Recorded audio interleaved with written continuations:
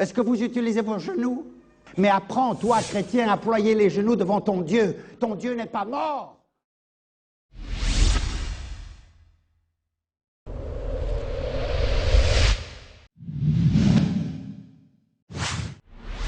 Bien-aimés, c'est l'heure du choix.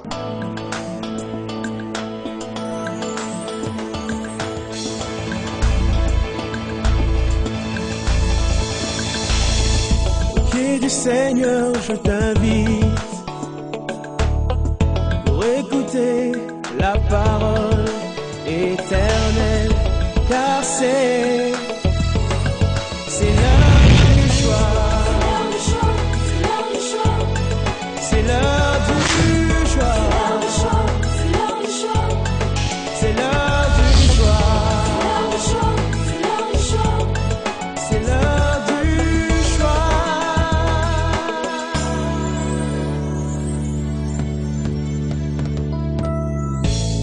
Bon appétit. Bon appétit. Et aujourd'hui, nous allons prendre le livre de Job, chapitre 1er, avec le même thème, la marche avec Dieu dans l'intégrité.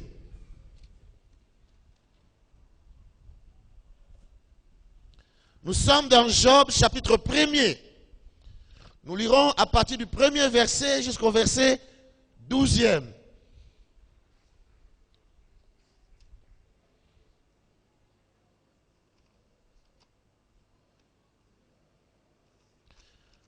Job, chapitre 1er,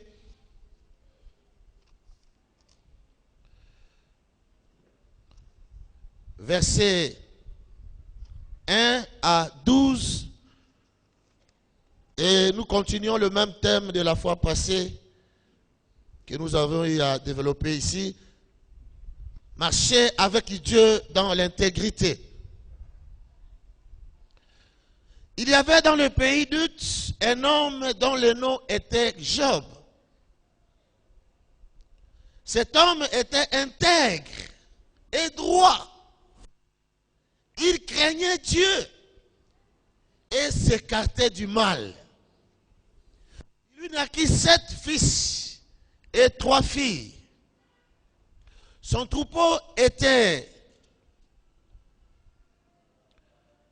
de 7000 brebis, 3000 chameaux, 500 paires de bœufs, 500 ânesses. Et son personnel était très nombreux.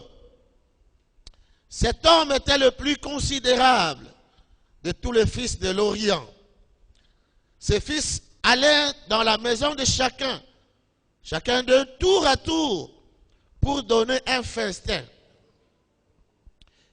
Et ils envoyaient une invitation à leurs 3 sœurs pour manger et pour boire avec eux. Et quand le jour de festin était révolu, Job envoyait chercher ses fils et les sanctifiait. Puis il se levait de bon matin et offrait pour chacun d'eux un holocauste. Car Job disait, peut-être mes fils ont-ils péché et ont-ils maudit Dieu dans leur cœur? C'est ainsi que Job agissait toujours. Or, les fils de Dieu vinrent un jour se présenter devant l'Éternel. Et Satan vint aussi au milieu d'eux. L'Éternel dit à Satan, d'où viens-tu? Satan répondit à l'Éternel, de parcourir la terre et de m'y promener. L'Éternel dit à Satan, as-tu remarqué mon serviteur Job? Il n'y a personne comme lui sur la terre. C'est un homme intègre et droit, qui craint Dieu et s'écarte du mal. Satan répondit à l'Éternel, et c'est d'une manière désintéressée que Job craint Dieu. Ne l'a-t-il pas protégé, lui, sa maison et tout ce qui lui appartient? Tu as béni l'œuvre de ses mains et son troupeau se répand dans le pays. Mais étends ta main, touche à tout ce qui lui appartient, et je suis sûr qu'il te maudira en face. L'Éternel dit à Satan, voici, tout ce qui lui appartient est en ton pouvoir. Seulement, ne porte pas la main sur lui. Alors, Satan se retira de la présence de l'Éternel. Amen. Est-ce que nous pouvons acclamer le Seigneur pour accueillir la parole de Dieu? Merci. Bien-aimés, en lisant ces textes, et si nous comparons ces textes avec les textes que nous avions lus le dimanche passé, où l'Éternel était en train d'adresser des reproches à Abraham, lui disant, Abraham, marche devant ma face et sois intègre. Ce sont des recommandations que Dieu donnait à Abraham. Il dit, j'ai une promesse à accomplir dans ta vie. Et je vais faire une alliance avec toi. Mais toi, marche dans l'intégrité. Sans l'intégrité, je n'accomplirai rien dans ta vie. Maintenant, quand nous arrivons à Job, ce n'est pas des reproches, mais ce sont des éloges. Amen. C'est la fierté de Dieu. Dieu est fier et il vante Job. Il frappe la poitrine devant Satan. As-tu remarqué mon serviteur Job? C'est un homme intègre. Celui qui parle ici, ce n'est pas un homme humain, comme vous et moi. C'est le Créateur. As-tu remarqué mon serviteur Job? C'est un homme intègre. L'intégrité de Job était connue auprès de Dieu. Et quand tu es connu auprès de Dieu, Dieu te fera connaître auprès des hommes. Amen.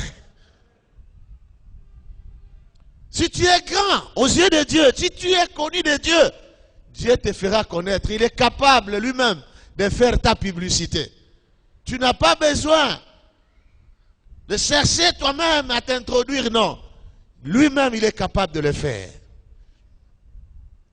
As-tu remarqué mon serviteur Job? C'est un homme intègre. Il craint Dieu et il se détourne du mal.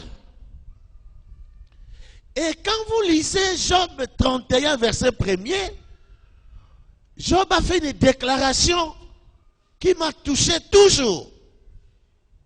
Il dit ceci: j'ai fait un pacte avec mes yeux, que mes regards n'iront pas vers une vierge. Comment un homme comme ça, Dieu ne peut pas le vanter? Un homme qui a fait de telles déclarations à cause de sa marche avec Dieu. Il dit, comme moi je suis ici, Job, j'ai fait un pacte avec mes yeux. Est-ce qu'aujourd'hui nous pouvons dire, j'ai fait un pacte avec mes yeux pour ne pas regarder la pornographie à la télévision? Il y a même des chrétiens qui ont encore des CD de la pornographie à la maison. Mais Job, s'il vivait un autre temps, il va faire la même déclaration. J'ai fait un pacte avec mes yeux. Donc, il a décidé de choisir ce qu'il doit voir. Tout simplement parce que son cœur était intègre. Intègre. Intègre. Bien-aimé, Dieu ne va pas frapper les mains, ne va pas nous vanter auprès des gens parce que nous avions fait des prières marathon. Quand bien même que la prière a sa place dans la marche et dans l'intégrité. Dieu ne va pas faire une publicité pour quelqu'un parce que cet homme-là a chassé les démons et les démons sont partis. Jésus même a dit aux disciples, quand ils ont voulu faire de telles déclarations, Jésus a dit, j'ai vu Satan même tomber du ciel. Vous devez vous réjouir si vos noms sont inscrits dans les livres des vies. Ce n'est pas à cause des démons que vous avez chassés là. Aujourd'hui, on est en train de détourner l'attention des enfants de Dieu. Au lieu de leur présenter l'essentiel, la clé de tout, où Jésus-Christ a dit, cherchez d'abord la justice et le royaume des cieux.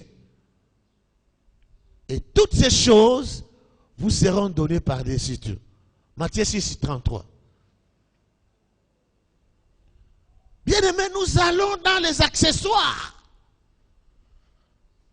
Alors que ce qui fait la force d'un vrai chrétien, c'est lorsqu'il intègre. Lorsqu'il intègre, Dieu est content au ciel. Il peut dire dans cette église de Lubumbashi, dans cette église de la Borne à Lubumbashi, je peux dire j'ai des hommes et des femmes intègres. Et l'intégrité de Job a fait que Dieu était obligé de faire prospérer ce qui était entre ses mains. La prospérité doit être une conséquence d'une vie intègre. C'est Satan qui a vu ça. Il dit, ne l'as-tu pas protégé aussi? Et même c'est bien. Cette vie d'intégrité a mené une protection indéniable dans la vie de Job. Au point que quand Satan voulait approcher pour toucher, l'intégrité de Job s'est présentée. Et il était incapable de toucher Job. Il est allé faire ses rapports devant Dieu. Il dit, ne l'as-tu pas protégé? C'est qu'il avait essayé de toucher Job et il n'a pas pu. Il a essayé de toucher Job et il n'a pas pu. Bien-aimé, si tu marches dans l'intégrité et qu'on veut te toucher, le ciel va intervenir. Le ciel va intervenir. Je me rappelle Laban un jour était en train de poursuivre Jacob. Il dit, je vais finir avec Jacob. Il est venu prendre mes enfants, il part. Et le troupeau est consort, je vais le poursuivre. Arrivé quelque part pendant qu'il dormait la nuit, Dieu est venu dans un songe. Il dit, là-bas, cet homme que tu vois là, Jacob que tu vois là, touche-le. Touche-le. Tu verras. Touche-le. Ne lui parle ni en bien, ni en mal. Tu entends Laban, le matin, fatigué. Il est venu là rencontrer Jacob. Il dit, j'ai voulu te faire du mal, mais ton Dieu là m'a apparu la nuit. Il m'a dit que je ne te parle ni en bien, ni en mal. Alléluia. Bien-aimé, je crois que la vie d'intégrité doit être quelque chose que nous devons faire le champ de bataille de notre vie. Parce que ça va nous conférer beaucoup de privilèges sur la terre et dans le ciel. Satan a remarqué que Dieu a béni l'œuvre de Job. Et aussi, il a protégé. Et les enfants de Job étaient aussi sous la protection de leur père. Amen. Et c'est là où on est le culte familial. La Bible dit, les enfants de Job organisaient des festins. Et ils appelaient leurs sœurs. Et puis après, Job se disait, j'ai dû organiser un culte pour mes enfants. Peut-être qu'ils ont offensé Dieu quelque part. Culte matinal parmi les enfants. Ou culte familial. Il a commencé à prier pour chaque enfant. Parce qu'il voulait aussi que la vie d'intégrité qui est en lui puisse être transmise chez les enfants. Amen. Et la meilleure façon de l'enseigner, c'était de les réunir et de prier avec eux ensemble.